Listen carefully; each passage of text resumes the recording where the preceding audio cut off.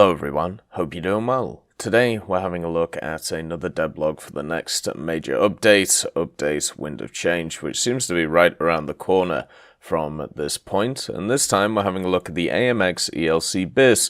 This is a vehicle that I've been looking forward to for a very long time when it comes to War Thunder, and also just the general ELC series has been on my radar for a while. This update is adding a lot of, at least in my opinion, stuff that I'm personally interested in. You know, the B26, the ELC itself, the T55 AMD. There's a bunch of vehicles here which I have really wanted to see for a long time. So I'm super happy to see them all come to the game kind of all at once, which makes at least this update look really nice, at least from my point of view. Anyway, let's get into the history of the ELC bis. The story of the machine starts in 1954, when the French military launched a project to develop a new 6-ton light combat vehicle of small dimensions, whilst being relatively well armed in order to take on more heavily armored targets.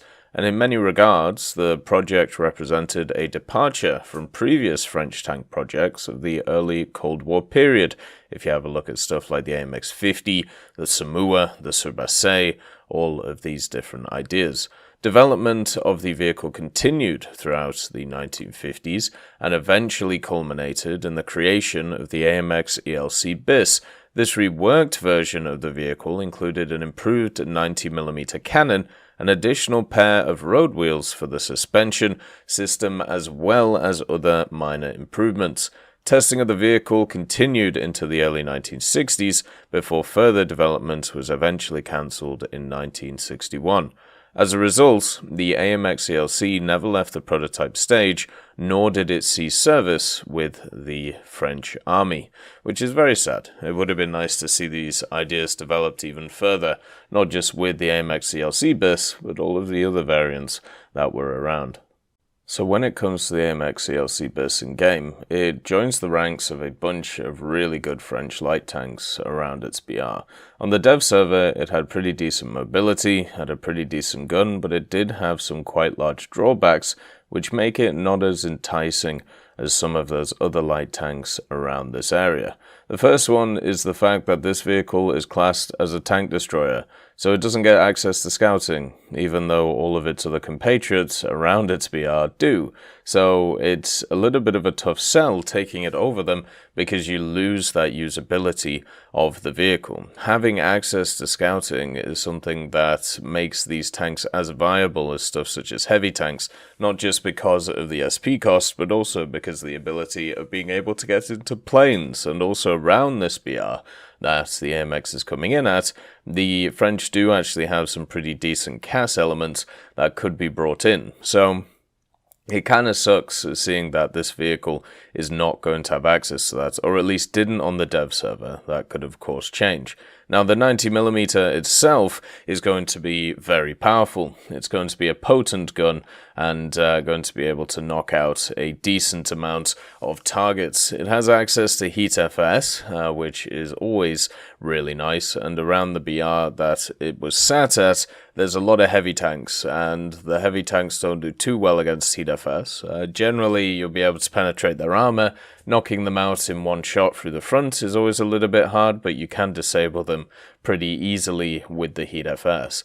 The other thing to also note when it comes to the vehicle is it's a super low profile, so you could probably hide it in a decent amount of areas and wait for people to push through and then just shoot them in the side or shoot them in the back, hit the ammo and make them go pop, which would be nice. And another thing about this vehicle is when we talk about like the weaknesses of it, which may make its playstyle a little bit awkward to play in the game, it has a limited turret traverse. So this is not a vehicle which can go 360 when it comes to the turret itself. Instead, what's going to happen is it's going to only be able to go about 20, maybe 30 degrees from the normal, left and right. So you're always going to have to be pointing near or at the enemy to be able to get the gun on target. And this limits it quite a lot. This is not a small thing when it comes to the vehicle itself, and it's also because of how the crew is situated within the vehicle. So it's one of those things which is a super limiting quality to it. But at the same time, I think it can be played around with, since this thing does have pretty decent mobility. Its reverse is okay. If its reverse was slightly better, then the turret issue wouldn't be too much of a problem. But I think it is going to be slightly an issue for a decent amount of players. It does also have access to smokes, which is quite nice. But because it's labeled as a tank destroyer, it doesn't get access to artillery. I have no idea why tank destroyers don't get access to artillery. It's never made any sense to me, and I don't understand why. But yeah, so this thing doesn't get scouting and doesn't get artillery either. So it's just infinitely weaker than the other French vehicles around the BR. The armor is pretty much non-existent on it as well.